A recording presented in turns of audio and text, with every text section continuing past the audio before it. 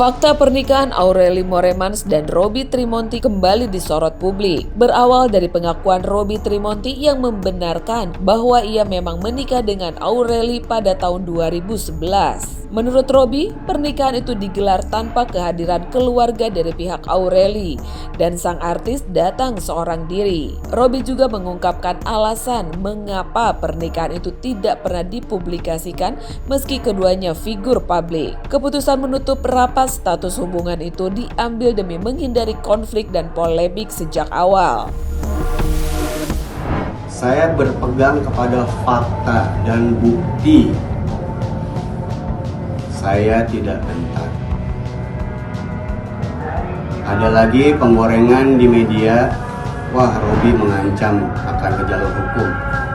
Di highlight, bukan mengancam, tapi apabila, beda kan? Apabila dibutuhkan. Sebenarnya cuma ingin ini tidak menjadi polemik lagi yang menimbulkan pertanyaan. Sudah semua teman-teman, nanti kita bahas poin-poin ini ya, yang dituduhkan kepada saya. Sudah dapat semua? Oke. Jagat maya itu kan memotong berita terus ya dikasih narasi yang kurang tepat. Saya minta ini adalah kebenaran, bukan pembenaran. Sambil itu tadi kamu ada berita bahwa yang polemik bahwa Aureli itu menikah, ada yang bilang 15 tahun lah di bawah umur. Ya.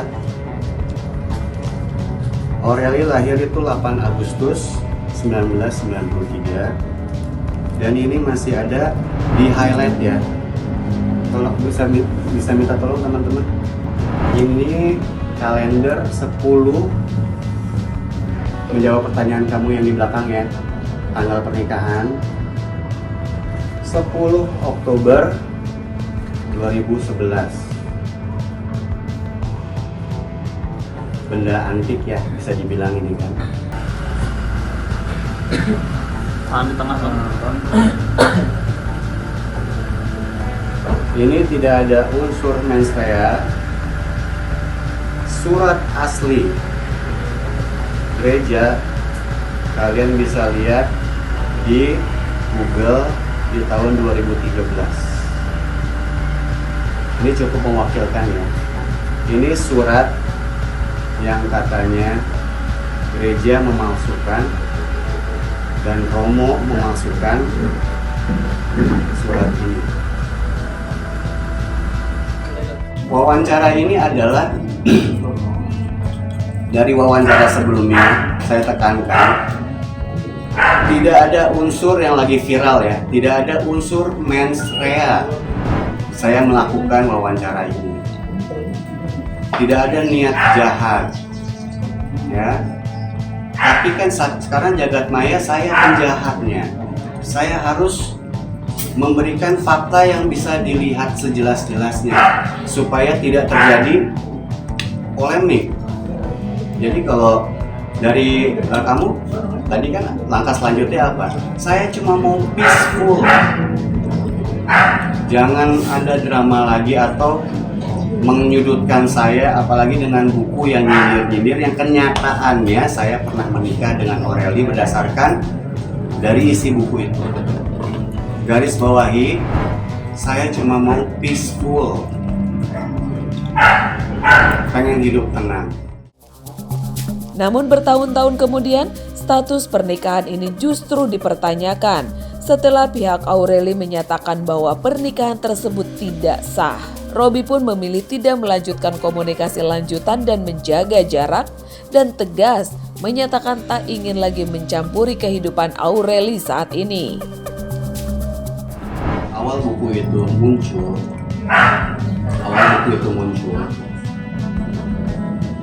Oktober, kalau nggak salah ya, Oktober deh, kalau nggak salah 2025. Sudah saya jelaskan di awal tadi, buku ini keluar, tiba-tiba ada komen yang memang followers nol. Komennya gini,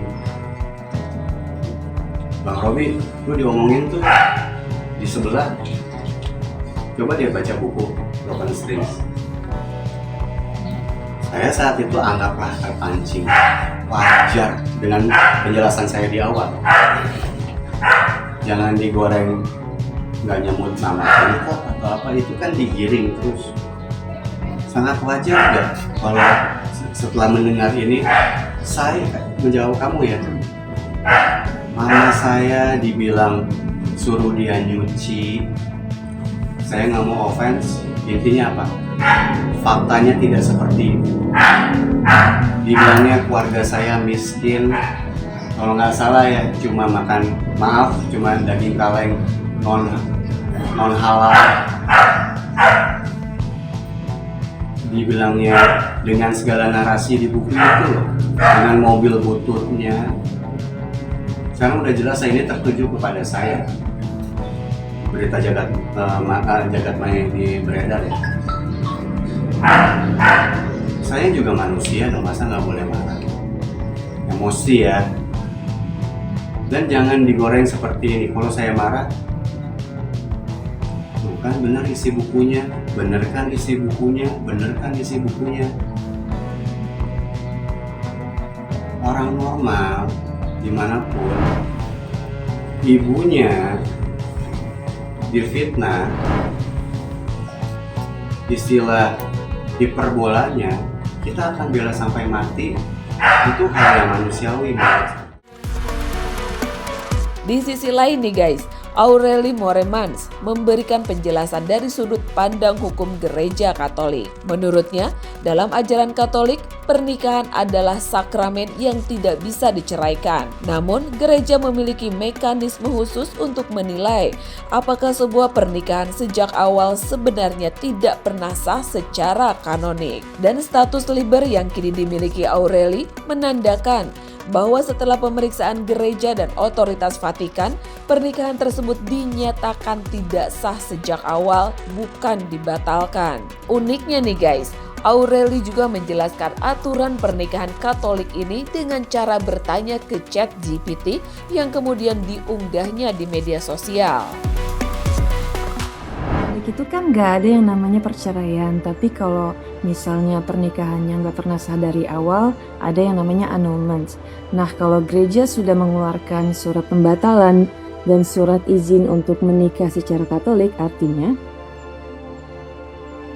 Itu artinya gereja sudah mengakui bahwa pernikahan yang dulu memang nggak pernah sah sejak awal. Jadi dengan adanya annulment dan izin menikah lagi secara Katolik, itu menunjukkan bahwa pernikahan yang sebelumnya dianggap tidak pernah ada secara sah. Dan yang jelas di Katolik kan nggak bisa menikah 2 kali. Jadi kalau kamu dapat izin baru, artinya pernikahan lama itu memang nggak pernah sah. Oke, berarti secara Katolik aku nggak pernah sah menikah ya. Berarti surat yang pernah dikeluarin sama gereja nggak pernah berlaku dong? Iya, tepat sekali. Secara Katolik itu berarti kamu memang nggak pernah sah menikah. Jadi surat yang dulu pernah dikeluarkan gereja itu memang nggak pernah berlaku. Dengan adanya annulment, jelas bahwa pernikahan tersebut nggak pernah dianggap sah sama sekali. Oke, kalau misalnya ada orang nih pakai surat yang nggak berlaku itu untuk membuktikan bahwa dia pernah menikah dengan aku, itu artinya apa? Itu artinya dia menggunakan informasi yang tidak sah dan menyesatkan. Kalau dia memakai surat yang sudah jelas tidak berlaku, itu bisa dianggap sebagai bentuk fitnah atau penyebaran klaim palsu. Intinya dia mencoba membuktikan sesuatu yang sebenarnya nggak pernah sah di mata gereja. Oke, berarti kalau fitnah gitu bisa dilaporkan dong? Iya, betul. Kalau itu memang sudah termasuk fitnah atau pencemaran nama baik, tentu saja bisa dilaporkan secara hukum. Jadi kamu punya hak untuk melindungi diri kamu kalau ada orang yang menyebarkan klaim palsu dengan dokumen yang tidak sah. Kira-kira bisa sampai berapa tahun? Secara hukum, ancaman hukumannya bisa bervariasi. Tapi untuk kasus fitnah atau pencemaran nama baik, biasanya bisa dikenakan pidana penjara hingga sekitar 4 tahun, tergantung pada undang-undang yang berlaku dan bukti yang ada. Jadi kalau memang ada bukti yang kuat, itu bisa diproses secara hukum. Dari penjelasan tersebut, pernikahan Aureli dan Robi memang pernah terjadi pada tahun 2011. Namun secara hukum Gereja Katolik, pernikahan tersebut dinyatakan tidak pernah sah sejak awal. Dan kini keduanya memilih jalan masing-masing, menutup lembaran lama yang kembali terbuka ke hadapan publik. Diketahui, Aureli saat ini telah menikah secara resmi dan sah dengan seorang dokter spesialis Amerika, Tyler Bigeno, pada tahun 2024 lalu. Dan kini tinggal bersama suami di Amerika Serikat, bahkan tengah menantikan kelahiran anak pertamanya.